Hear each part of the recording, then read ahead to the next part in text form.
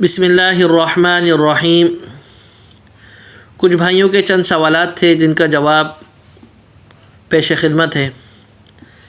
ایک بھائی نے سوال کیا کہ میں مغرب کی نماز پڑھ کے کرونا ویکسین لگوانے گیا،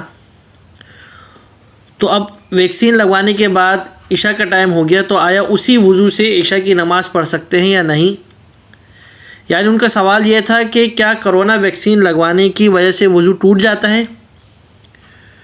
تو جواب اس کا یہ ہے کہ ویکسین لگوائیں، کرونا ویکسین یا کوئی بھی اس کے علاوہ کوئی دوسری ویکسین ہو، اس کے لگوانے سے وضو نہیں ٹوٹتا، وضو برقرار رہتا ہے۔ اور دوسرا سوال ایک بھائی نے یہ کیا کہ تیمم کا کیا طریقہ ہے، تیمم کب کرنا چاہیے؟ تو یاد رکھیں، تیمم یہ پانی کا بدل ہے، یعنی کوئی شخص پانی پر قدرت نہ ہو، پانی سے وضو کرنا یا غسل کرنے پر قادر نہ ہو، تو شریعت کہتی ہے کہ وہ تیمم کرے۔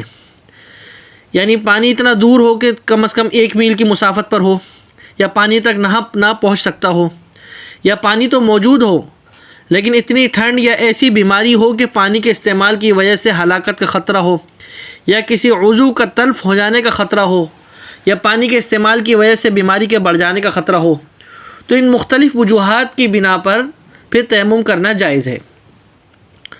اور دوسری بات یہ یاد رکھیں کہ تیمم کوئی شخص کرے گا تو اس کا یہ مطلب نہیں ہے کہ اس کی عبادت میں کمی آ جائے گی کیونکہ پاکی پوری حاصل نہیں ہو، ایسا نہیں ہے۔ وضو کے بدلے جب تیمم کرے گا اور تیمم اس پر یعنی جائز ہے کرنا، تو اس حالت میں عبادت کا بھی مکمل ثواب ملے گا، چاہے تیمم کرتے کرتے وہ عبادت سالوں کرتا رہے لیکن پھر بھی اس کو عبادت کا مکمل ثواب ملے گا۔ اور تیسری بات یہ ہے کہ تیمم کا طریقہ کیا ہے؟ تو تیمم کا بہت آسان سا طریقہ ہے۔ اس میں یاد رکھیں تیمم میں 3 شرطیں ہوتی ہیں۔ پہلی یہ ہے کہ نیت کرنی ہے، دوسری یہ کہ دونوں ہاتھوں کی جو پشت ہے، ہتھیلی، دونوں ہاتھوں کی جو ہتھیلی ہے، اس ہتھیلی کو کسی مٹی یا کسی گرد و غبار پر مار کر اس کو جھاڑ لینا ہے، یعنی جھٹک لینا ہے۔ اس کے بعد پھر ان دونوں ہاتھوں کو منہ پر مل لینا ہے، منہ پر، پورے چہرے پر، پیشانی سے لے کے تھوڑی تک، ایک کان کی لو سے دوسرے کان کی لو تک، یعنی پورے چہرے پر ہاتھوں کو مل لینا ہے۔ یہ دوسری شرط ہے۔ تیسری شرط، پھر دوبارہ انہی ہاتھوں کو، یعنی دونوں ہاتھوں کی ہتھیلی، اس کو کسی مٹی یا کسی گرد و غبار پر مار کر جھٹک لینا ہے، جھاڑ لینا ہے۔ اس کے بعد پھر الٹے ہاتھ سے سیدھے ہاتھ کو مل لینا ہے، کوہنیوں تک پورے ہاتھ کو مل لینا ہے، جسے دھوتے ہوئے انسان ملتا ہے۔ پہلے سیدھے ہاتھ کو کرنا ہے، پھر سیدھے ہاتھ سے الٹے ہاتھ کو کوہنیوں تک مل لینا ہے، اس طریقے سے ہاتھوں کو دھوتے ہوئے انسان ملتا ہے، پورے کوہنیوں تک اس طریقے سے مل لینا ہے۔ یہ تیمم مکمل ہو گیا، اب انسان پاک ہو گیا، اب وہ نماز پڑھ سکتا ہے۔ اور چوتھی بات یہ یاد رکھیں کہ چاہے وہ چھوٹی نجاست ہو چاہے بڑی نجاست، یعنی چھوٹا حدث ہو یا حدث اصغر ہو یا حدث اکبر ہو، یعنی وضو ٹوٹا ہو یا غسل فرض ہوا ہو، ان دونوں حالت میں تیمم کا ایک ہی طریقہ ہوتا ہے۔ یہ تیمم کا طریقہ ہے۔ اور تیسرا سوال ایک بھائی نے یہ کیا تھا کہ نابالغ اولاد پر زکوٰۃ ہے یا نہیں؟ یعنی ان کا سوال یہ تھا کہ بچیوں کے لیے بعض لوگ سونا زیورات بنوا کے رکھ دیتے ہیں کہ بھئی کل کو ان کی شادی ہوگی، ان کے کام آئے گا، تو آیا اب اس پر زکوٰۃ کا کیا حکم ہے؟ یا کوئی جائیداد کچھ بچیوں کے لیے یا بچوں کے لیے رکھ دی، یعنی نابالغ اولاد کا جو مال ہے اس پر زکوٰۃ کا کیا حکم ہے؟ تو اس کا جواب یہ ہے کہ نابالغ اولاد کے مال پر زکوٰۃ نہیں ہوتی، لیکن اس کے کچھ شرائط ہیں۔